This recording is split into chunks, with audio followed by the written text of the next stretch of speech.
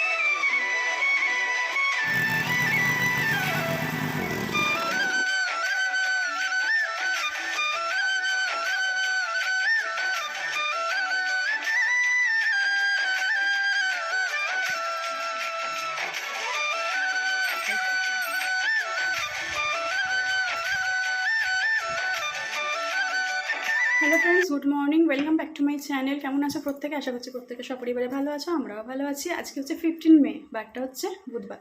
এখন বাজে তো হচ্ছে 10টা 40। তো ব্রেকফাস্ট সারলাম, প্রতিদিনের মতো সেই ছোলা আলু ভাজা করেছিলাম, সেটা দিয়ে মুড়ি খাওয়া হলো, দুজনে খেলাম এখন। আর আজকে সকালেই হচ্ছে খালি হয়ে গেছিলো, মানে কৌটোটা খালি হয়ে গেছিলো, মানে ওই খায় তো সকালবেলা করে ওকে বেরোয় যখন আমি ছাতুর জল করে দিই। তো আজকেই বলছিলাম যে ছাতু শেষ, ছাতু আনবে। আর আজকেই ওই ছাতু মানে ওনার কাছ থেকে সবাই কিনেছে, আমাদের গ্রামে ওনার পাড়ার, আমরাই কিনিনি। তো আজকে চলে এসছে, আসতে বলি খোঁজ করছিলাম, আসে অন্য ও দেখেছিল অন্য পাড়ায় আসতে, তো আমাদের পাড়ায় আসেনি।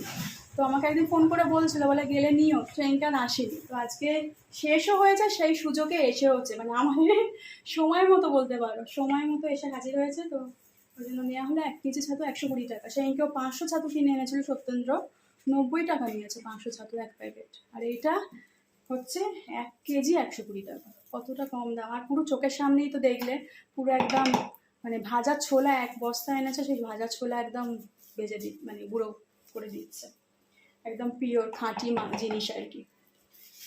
ও ভরে গেল, এটা 1 কেজিরই আরো 100-200 ধরে যাবে, 200-র মতো। তো এই হচ্ছে 1 কেজি ছাতু। চলো তোমাদের সঙ্গে ব্লগটা স্টার্ট করে দিলাম। দেখি কি শেয়ার করতে পারি। রান্না কিন্তু কিছুটা এগিয়েছি, বাকি আছে, কারণ ও বললো গ্যাসটা অফ করে এসে আগে খাও, অনেক বেলা হয়ে গেছে, তাই খেয়ে নিলাম। আবার রান্নাঘরে যাবো, রান্না ছাড়বো। আর প্রচণ্ড গরম, সকাল থেকে কারেন্ট ছিল না, কিছুক্ষণ আগেই কারেন্ট এলো। আর বুঝতেই পারছো আমি কি পরিমাণে ঘামছি, মানে আবার সে আগের গরমটা ফিরে এসেছে, আবার গরমে হাঁসফাঁসানি, আর তার মধ্যে কাজকর্ম তো করতেই হবে। চলো দেখতে থাকো, আমার সঙ্গে থাকো। তো রান্নার কাজ তো চলছে, আমি তো বললাম রান্নার কাজ কিছুটা হলেও এগিয়ে নিয়েছি। তো এখানে দেখো লাল টকটকা করে মাছের ঝাল হচ্ছে। আসলে আমি আঝাল হাতেলা খাবো বলে সবাই কি খেতে পারে বলো? ও তো একদম খেতে চাইছে না, আমি আগেও বলেছিলাম। তো সেই কারণে বলছি মাছের ঝালই করে দিচ্ছি, শুধু জাস্ট পেঁয়াজ কাঁচা লঙ্কা আর হলুদ নুন দিয়ে আর লঙ্কা গুঁড়ো দিয়ে করে দিচ্ছি। একদম একটুখানি তেল বেশি করে দিয়েছি, তাহলে ভালো লাগবে। আর এখানে বেগুন একটুখানি, এই যে বেগুন অল্প করে ভেজে নিচ্ছি, বেগুনের ঝোল করব। মাছ দেবো না, কারণ আমারও এই মাছ না, ঝোলের মাছ কেমন যেন হয়ে যায় ওর মধ্যে থেকে থেকে, ওই জন্য আমিও মাছটা ঝালের মধ্যে দেবো, তুলে নিয়ে খাবো। আর আর এটা কালো জিরে ফোড়ন দিয়ে জিরে বাটা দিয়ে মাছের ঝোল করবো বেগুন আলু দিয়ে। খুব কামলা ভর্তি করবো না, খুব পাতলাও করবো না, একটু ঘন ঘন করে করবো, অল্প করেই করবো, একবেলার মতো তো করছি সব। তো এই যে বেগুনটা একদম অল্প তেলেই ভেজেছি, একদম অল্প তেলে, এই মাছ ভাজার তেল ছিল সেই তেল থেকে এখানে একটু অল্প করে তেল তুলে নিয়ে ভাজা হয়েছে, বেশি তেলে ভাজিনি। আর তারপরে এবার মাছের মানে ঝোলটা আর কি বসিয়ে দেবো। আর এখানে মাছ ভাজা কমপ্লিট হয়ে গেছে, ভাত তো শেষে করি, তোমাদেরকে আগেও বলেছি, ওদিকে আলো পড়ছে বলে মুখ দেখা যাচ্ছে না, ভাত তো শেষে করি। আর এই যে তেতো তেল দিয়ে আজকেও করেছে, আমার আর আমার বাবার যে কি ভালো লাগে খেতে কি বলবো। তেতো হলে কি হবে, এত ভালো লাগে, একটু মিষ্টি দিই তো, আর কুমড়ো একটু মিষ্টি মিষ্টি, কুমড়ো হচ্ছে আলু দিয়ে, আর আমি মাছের তেল দিয়ে করেছি। আর একদিন হবে, কালকে করে নেবো, ব্যাস শেষ হয়ে যাবে। আর এই যে মাছের পেটিগুলো নিয়েছি, আর এক চালা মানে হাফ চালা আর কি, এক চালা আর কি মাছের মাথা নিয়েছি, আমি খাবো। আমার তো ভীষণ ফেভারিট জানো, আমার জন্যই এনেছে। ও বলে রোজ একটা করে নেবে, তুমি খাবে। আমার বর কত ভালো, বরেরা যদি এই সব খেয়াল না করবে তাহলে কে খেয়াল করবে বলো। বিয়ের পরে বরেরাই হচ্ছে একটা মেয়ের সব থেকে বড় ভরসার জায়গা, আমার তো মনে হয়। আর কি করব বলে, ও আর এর মধ্যে একটুখানি আম আছে, আর একটু আম আছে, ওই আমটা চাটনি করে দিই ওদেরকে, পড়ে আছে, পেকে মতোও গেছে। চলো রান্নাটা তাহলে কমপ্লিট করে ফেলি, তোমাদের সঙ্গে পরে দেখা করছি রান্না কমপ্লিট করে। গুড আফটারনুন, এখন বাজে দুপুর 1টা। আমি কাজ কমপ্লিট করে ফেলেছি, বুঝতেই পারছো, কাজ শেষ করে তারপরে তোমাদের সামনে এলাম, একেবারে কাজ কমপ্লিট। তো এই যে আমার গরম জল, গরম আছে প্রচণ্ড, এটা কি ফ্যানের তলায়, মানে ও স্নানে গেছে, ওই ঘরে আসলে ফ্যানটা চালাবে, ফ্যানের তলায় দিয়ে আমি স্নান করতে যাব, ঠিক আছে। আর রান্না বান্না তো তোমাদের সঙ্গে আজকে কিছু মানে রান্না করাটা শেয়ার করিনি, রান্নাটা কেমন দেখতে হয়েছে সব ফাইনাল লুক, আর কি রান্না করলাম সেগুলো তোমাদের সঙ্গে শেয়ার করব, দেখাবো। তো তোমরা জানোই না আমার মধ্যে কি কি ট্যালেন্ট আছে, বিশাল ট্যালেন্ট আমার। একটা জিনিসের রূপ বদলে অন্যরকম করে ফেলতে পারি নিমেষের মধ্যে, যেগুলো তোমাদেরকে জানাইনি, লুকিয়ে রেখেছি বলতে পারো। আজকে সেরকমই একটা ট্যালেন্ট তোমাদেরকে দেখাবো, দেখবে তো? দেখলে কিন্তু অবাক হয়ে যাবে, একদম অবাক হয়ে যাবে, এটা 100%। গেছিলাম বাসন মাজতে, তো বাসন তো মাজা হলো, তার সঙ্গে একটা জিনিস থেকে আরেকটা জিনিস, মানে একটা থেকে দুটো জিনিসও পরিণত হয়ে গেছে জানো। এই না হলে নিতার ট্যালেন্ট, নিতার মতো হওয়া সত্যি কারোর পক্ষে সম্ভব না। দেখো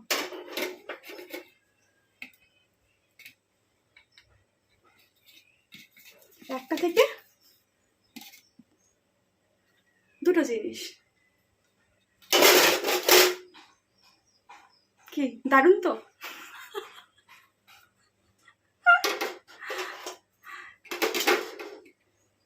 প্লেটটা অবতার তৈরি করেছি, অবতার, পুরো কি সুন্দর গোল হয়ে আপনার থেকে ছেড়ে গেল মাজতে গিয়ে। মানে কি একটু মানে হয়তো কোনো একটু হালকা গরম জিনিস ফিনিস ঢাকা ফাঁকা দিয়েছি, আর একটা প্লাস্টিক ফাইবারের, এর কতদিন আর যাবে বলো, একটা মানে চির খেয়ে মতো ছিল মনে হয়। আর আজকে পুরো একদম কত বড় প্লেটটা এইটুকুনি হয়ে গেছে। কোনো অসুবিধা নেই, এটাও কাজে লাগানো যাবে, যাবে না বলো? এরকম কোনো কিছু জল টল আমি যে মেথি মৌরির জল টল রাতে ভেজাই, সেটা চাপা দিয়ে রাখবো, হবে না? খারাপ না, এরকম কিন্তু গোল গোল কিনতে পাওয়া যায় সব চাপা দেওয়ার জন্য, এরকম এইটা নয় নিশ্চয়ই, সেটা প্লাস্টিকের একটু মোটা ধরনের পাওয়া যায়। আমি নাহলে এটাকে দিয়ে কাজে লাগাবো। কি দারুণ ট্যালেন্ট, তাই না? চলো ট্যালেন্ট দেখিয়ে দিয়েছি, এবার আমি রান্নাগুলো দেখাই। তো এই যে হাঁড়িতে ভাত যেটা থাকতে হয়, রোজ থাকে, আজও আছে। এই যে আমের চাটনি করে নিয়েছি, এই আমটা ছিল করে নিলাম, একটু পাকা পাকা বন্ধ হয়ে গেছিলো, মানে পাকা মানে গরমে হলুদ হয়ে গেছিলো আর কি, ফ্রিজেই ছিল, যদিও কেনার সময়ই হলুদ ছিল। আর এই হচ্ছে বেগুন আলু দিয়ে তরকারি করেছি, নিরামিষ, ঠিক আছে, জিরে বাটা দিয়ে করেছি, বললামই তো মাছটা ঝালিয়ে দেবো। আর এই হচ্ছে সেই তেঁতোর তরকারি তোমাদের দেখিয়েছিলাম, হচ্ছে কুমড়ো টুমড়ো দিয়ে, আর এই হচ্ছে মাছের ঝালের ফাইনাল লুক। বাস এই আমাদের আজকে লাঞ্চ মেনু শেয়ার করলাম। চলো এবার স্নানের পালা, স্নান টান শাড়ি পরে আসছি, এখনের মতো টাটা। শুভ বিকেল বন্ধুরা, এখন বাজে বিকেল 5:45। তো এই দেখো একটুখানি দুজনে রেডি হয়ে নিয়েছি, বলতে পারো আমি ওর কাছে আবদার করলাম, আর সেই আবদার মেটাতে ও আমাকে নিয়ে একটু বেরোচ্ছে। আর কখনো কখনো একটুখানি মানে নিজেদের মনটাকে আর কি শান্তি দেওয়ার জন্য, একঘেয়েমি দূর করার জন্য একটু বেরোনোও লাগে। তো তো সেইটাই বলতে পারো, সেরকমই কিছু জন্য একটু বেরিয়ে পড়ছি। তো চলো যাওয়া যাক। সেই আমাদের একই জায়গা, তবু ওই জায়গাটা গেলে সত্যি বলতে একটু হলেও নিজেদেরকে খুব রিলিফ লাগে। চলো বেরিয়ে পড়া যাক।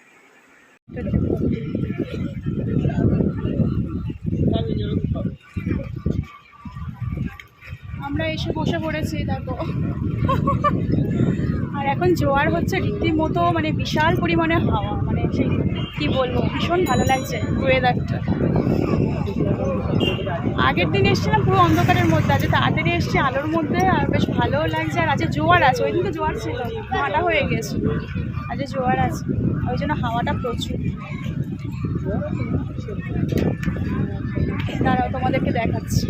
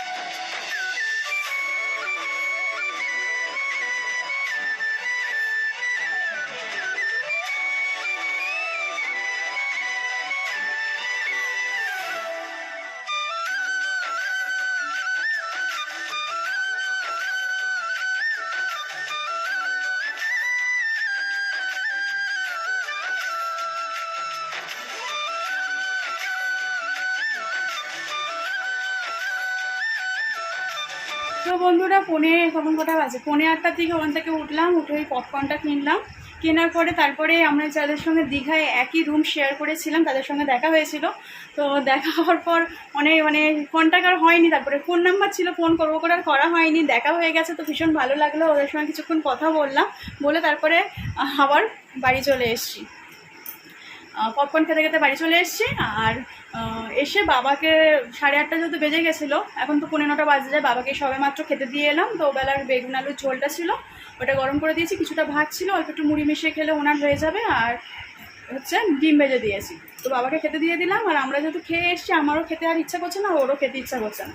তো দুজনের মধ্যে মোটামুটি ভরপেটটাই হয়ে গেছে, খেয়েছি। কারণ সন্ধ্যের দিকে আমাদের সেরকম তো টিফিন করি না, করলেও 2-3টে বিস্কিট খাই। তো মুড়ি আলুর চপ খেয়েছি, তারপরে ওর মধ্যে মটর আলু ভাজা ছিল। তো খেয়ে মোটামুটি মানে পেট ভরপুর। আর এই তারপর নেল পালিশটা পরে গিয়েছিলাম, নখগুলো বেশ বড় বড় হয়ে গেছে, তাই খুব ভয় লাগে। আমার নখ বড় হলেই মট করে ভেঙে যায়, আর একটা ভেঙে গেলে দেখবে তখন অটোমেটিক্যালি ভালো লাগে না, তখন সবকটাই কেটে দিতে ইচ্ছা করে, দেখতে বিশ্রী লাগে। জানি না কতদিন স্টে করবে, বাঁচিয়ে বাঁচিয়ে রেখেছি। যেহেতু বেশি কাচাকুচি করছি না বলে রয়েছে, কাচাকুচি করলেই যত ভিজবে নখ, বাঁ হাত তো সেরকম কাজ হয় না, ডানাতেই হয়, কিন্তু কাছাকাছি করলে তখন একটু বাঁ হাতটা ভেজে, তখন বেশি নষ্ট হয়ে যাওয়ার চান্স থাকে। তো যাই হোক, চলো আজকের মতো তাহলে ব্লগটা এখানেই এন্ড করছি। সবাই ভালো থেকো, সুস্থ থাকো। নেক্সট দিন আবার নতুন ব্লগের সঙ্গে দেখা হচ্ছে, ততক্ষণের জন্য বাই, গুড নাইট।